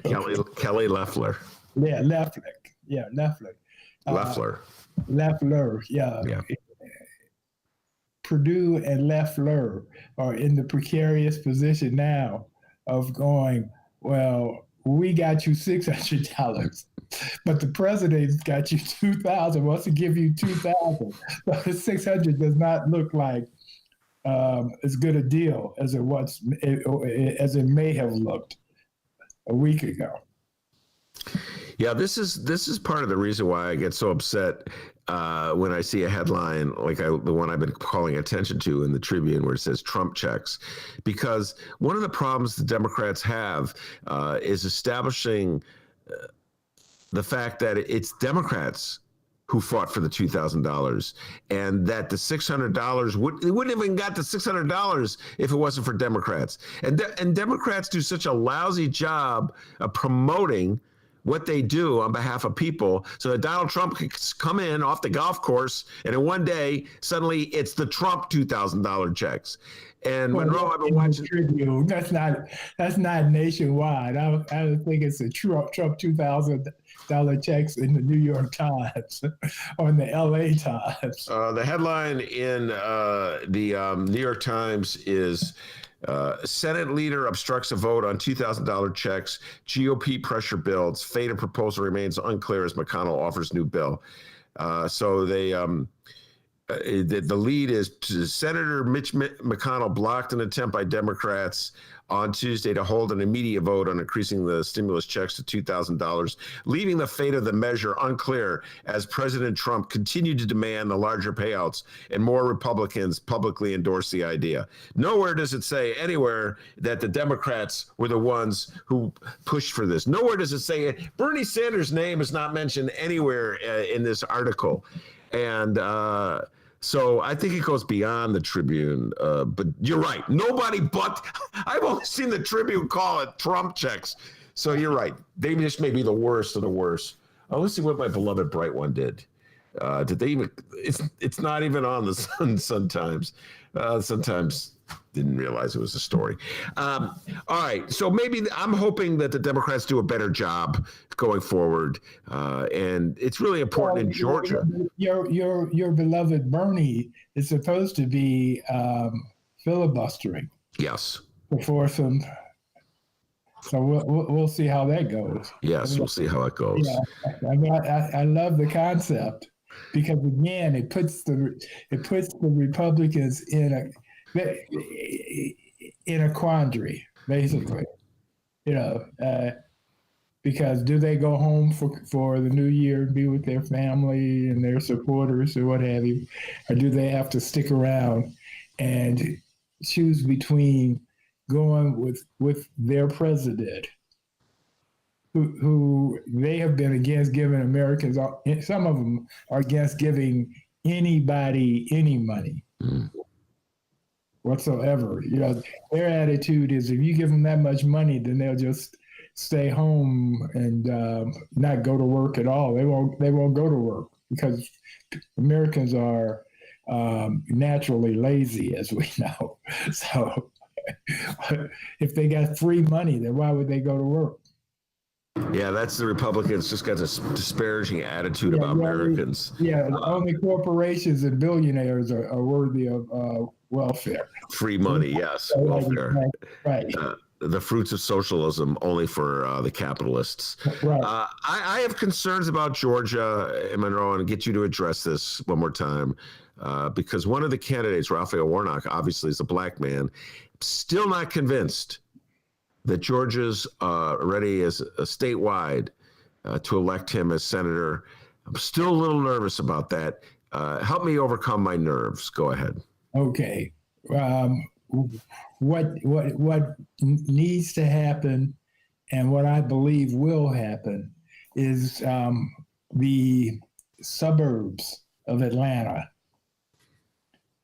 which, contrary to what Trump believes, that it's not 1950s white housewives out there, but it's all kind of women and people, and they will come out in greater numbers than they did in the election, the November election, and they will turn the tide.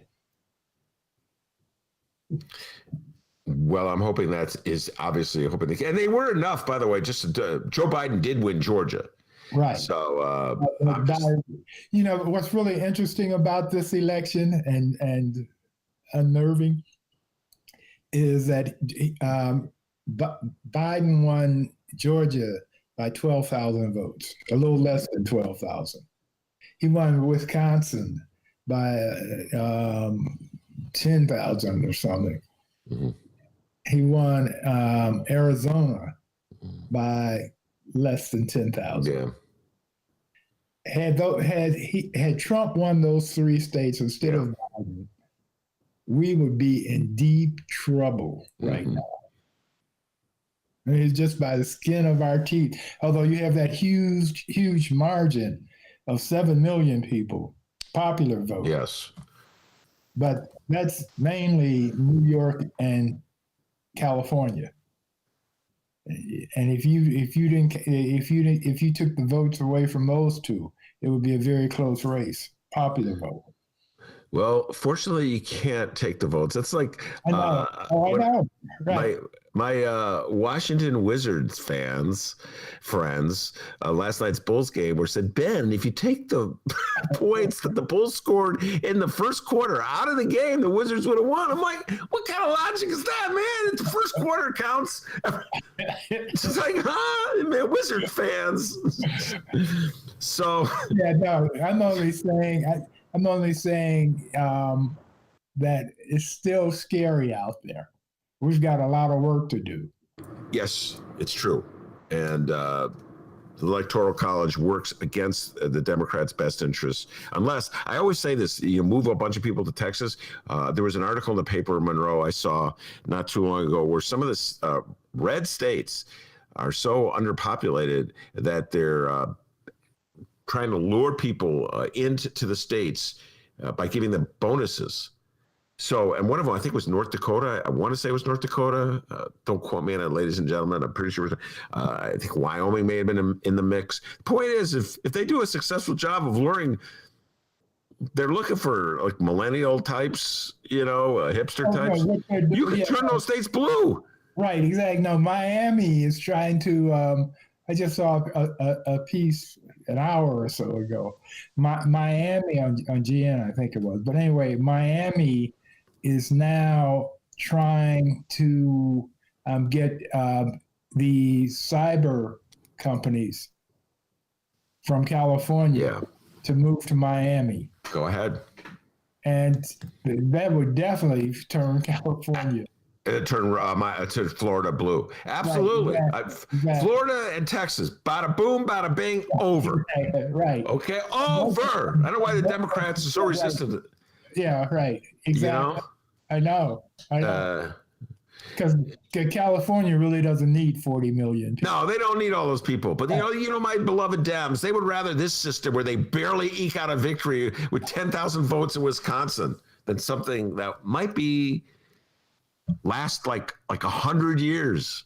Well, I mean, but part of the reason Georgia is now turning blue is because there's been this migration south. Yeah. For Americans. If you go back 50 years, the country's largest cities were all in the north, or almost all in the north. Large populations, the largest populations. Back then, I think, for example, Philadelphia was number 3. We were number 2. But as a result of the air conditioner, the invention of the air conditioner, people started moving south. They couldn't take the heat before, but once they got air conditioners in cars and in homes, then the South started looking a lot more desirable. All right, but by the way, I just got to tell you this. I just got this news blurb from the Washington Post. McConnell says Democrats' proposal for 2,000 stimulus checks has no realistic path to quickly pass the Senate. So give the Washington Post credit. They call it a Democratic proposal as opposed to calling it a Trump proposal. It has no realistic path to quickly pass the Senate. There's all sorts of games that are being played in the Senate, ladies and gentlemen. Mitch McConnell is trying to tie the extra money in the stimulus bill to legislation that he knows the Democrats wouldn't want to pass. So we'll see how that all shakes out. Yeah, because part of Trump, he wants to add two of Trump's conditions Yes. to it. One is that there's an investigation of the election Yeah. to figure out who stole the election. Yeah. And the other is he wants to see that the major online companies are like Facebook and Google and what have you aren't protected. Yeah, which would hurt him. We've talked about that in the past. By the way, you know what kills me, Monroe? This notion, the Republicans keep promoting this notion that only the Democrats would steal an election. Republicans are proud of the fact that they would lie, they would cheat, they would burn tapes, they would break into houses, they would steal records of psychiatrists, all the dirty deeds of the Republican Party for the last 50 or so years. They're very proud of. You know what I'm saying? Right. So it's like, but they've somehow or other convinced MAGA, and it doesn't take much to convince MAGA, that the Democrats stole the election. If you just took a look at the Republicans and the Democrats as just entities and saying which one is diabolically evil enough to pull off the theft of an election, I would say hands down, the Republican Party would be the one that could pull that off. Right. And yet, as I've said on your shows over the years many times, is the Republicans are back shooters. yes. And the Democrats want to have a duel where you count to 10, you're facing each other, a la Hamilton and Burr, one of those. Yes. By the way, my New Year's resolution, this will be the year I finally see Hamilton. Monroe has been urging me for months and months to see Hamilton. I haven't figured out how to watch it. Somehow or other, I'll figure it out this year. Maybe it'll go. Subscribe to Disney Plus for $7 a month. I want to see Soul too. That's on Disney Plus. That's on Disney also. Yeah, then I'd run out of everything. It's like, that's it. I've seen Soul and Hamilton. What else am I going to watch? Sleeping Beauty? I mean, Oh, Lord. You can see Wonder Woman. Okay, I see Wonder Woman. All right. This is time for everybody to listen to Monroe and then take your money to Vegas. Before I let you go, Monroe, Okay. People may not realize this. Monroe, for reasons I've never really figured out, remains a Bears fan, a passionate Bears fan. Every Sunday he watches the Bears, one of the most mediocre teams in existence, one of the dumbest teams in existence, and okay, you talk about ifs and what have you. Had they chosen Mahomes? Oh, God. I'd be wearing a Bears t-shirt right now. What? I would totally be on the bandwagon if they had chosen Mahomes. Yeah, right, exactly. But of course they didn't, because I think they have a thing against black quarterbacks. I think you could take the word "think" out of that sentence. They have a thing against black quarterbacks. Yeah, right. All right. Nonetheless, you remain a Bears fan. So the big game, the decisive game that will determine whether the Bears make the playoffs or how high they go in the playoffs, comes down to a Sunday battle with the dastardly Green Bay Packers in Green Bay. Aaron Rodgers is the quarterback. They've routinely spanked the Bears year after years, breaking our hopes and our desires and what have you. Will this be the year, Monroe, that the Bears finally defeat the Packers in an all-important late season game? Your prediction? Did you hear the one about they're doing a remake of There's Something About Mary, and Mary's going to be Aaron Rodgers? To Cherinsky. you didn't hear about that? No, I didn't hear that. And the original one was Brett Favre. I did not hear about the. Yeah, right. That was Brett Favre. That was pretty good, man. No, I strongly suspect. Oh God, yeah. Green Bay might win. Might win? How about 35-8 or something like that? How about a blowout? All right, Monroe. I guess we're not going to take our money to Vegas and bet on the Bears. Right. No, although they still could be in the playoffs. Although I wonder why everybody is so hell bent on the Bears being in the playoffs, because they're going to lose the first game. Valid point. They will have played and then they will have lost. And I guess the major thing is that Nagy will keep his job. Yes. To make it to the playoffs. That's and the if he coach. doesn't, bye. Yes. So that's why it's important, for at least for Coach Nagy. All right, Monroe Anderson, stay safe and sound. Have a happy New Year's. We'll talk to you next Wednesday, all right? All right, okay. That's the great Monroe Anderson. Every Wednesday, the Ben Joravsky Show. What you got for me, D? Any updates? Oh, Ben, I'm so sorry. I was distracted there. I was just going over our top 5 list in our 10 Gates of Illinois Hell countdown. The 10 Gates of Illinois Hell. Oh, yeah, people. It's happening. At about 6 o'clock tonight, we're going to be live streaming 5 through 1, the 10 Gates of Illinois Hell.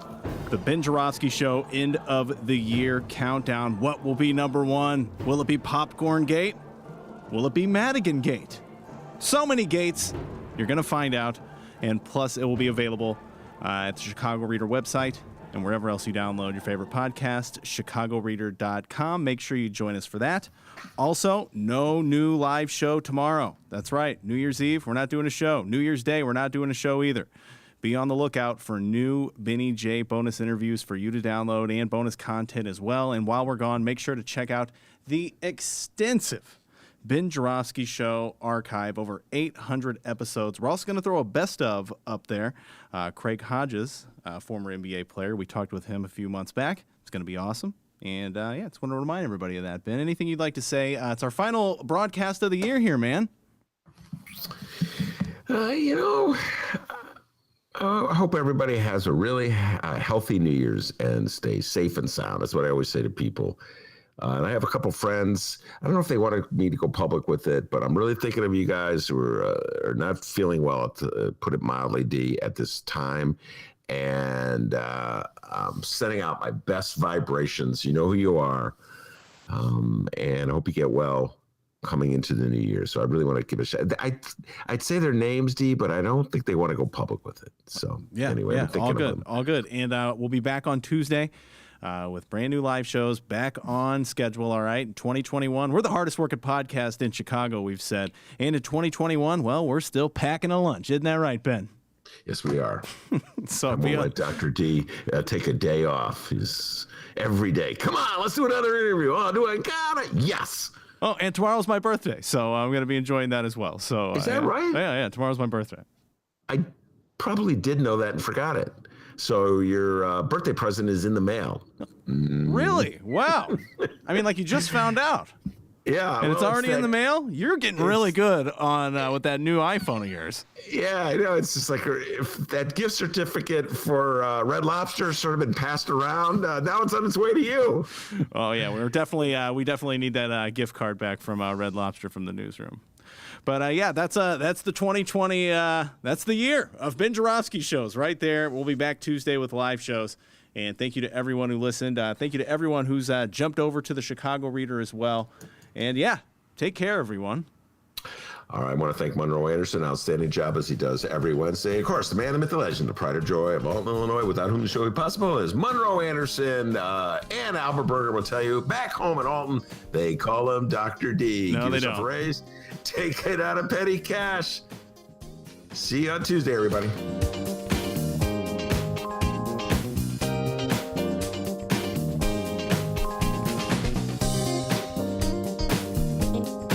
I want an answer. I want an answer.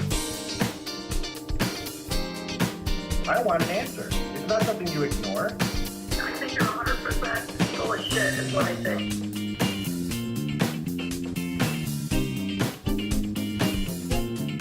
I want an answer.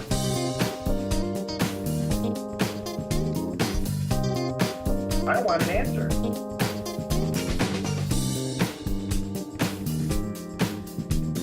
If you have like a compost facility nearby, that's a really good option because they can mulch it or compost it. If you have a chipper or something yourself, you can do that as well. Any way to reduce causing additional waste. A lot of times our Christmas trees are full of resin, which makes it very flammable, so that is not a good idea to do that, like for inside firewood.